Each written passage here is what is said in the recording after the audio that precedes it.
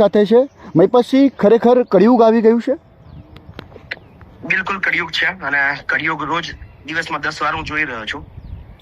કારણ કે એક નાનકડા 25-50 લોકો માટેની વ્યવસ્થા માટેનો એક આશ્રમ મેં બનાવ્યો હતો, જી પણ અત્યારે એ 50 નો આંકડોની જગ્યાએ અત્યારે 900 થી વધારે વડીલો થઈ ગયા છે. જી એટલે રોજ 10-15 લોકો સ્વૈચ્છિક પણ આવે છે અને ઘણા મૂકવા પણ આવે છે. એટલે દેખાય છે કે કળિયુગ એકદમ ચરમસીમા પર છે. અને આજે તો જે ઘટના બની એ ફરીવાર આખો ઉઘાડી નાખી એવી હતી કે સવારે એક જે કાકા છે એમને નિધન થઈ ગયા છે અને મેં એના દીકરાને જાણ કરી છે. સ્ટાફ ફોન કરે છે તો સ્ટાફને તો જવાબ નથી આપતો.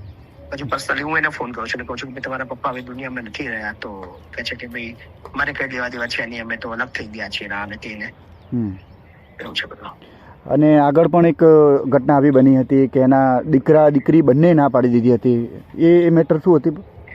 બિલકુલ એ પણ સેમ જ હતી કે ભાઈ ઘણા ટાઈમથી અમે એના પરિવારને જાણ કરી હતા કે તમારા મમ્મીની તબિયત બહુ ખરાબ છે, તો તમે આવીને લઈ જાઓ, કે તમે મળવા આવો, તમને યાદ કરે છે. દવાખાનું તો અમે બધું કરાવીશું, તમે ખાલી એકવાર મળો તો એમને થોડું આરામ મળશે. પણ એ ક્યાં કોઈ મળવા પણ ના આવ્યો અને અંતિમ સંસ્કાર માટે પણ જયારે અમે ફોન કર્યો ત્યારે પણ એમને સ્પષ્ટ ના પડી. આ કેસમાં પણ એવી સેમ વસ્તુ છે.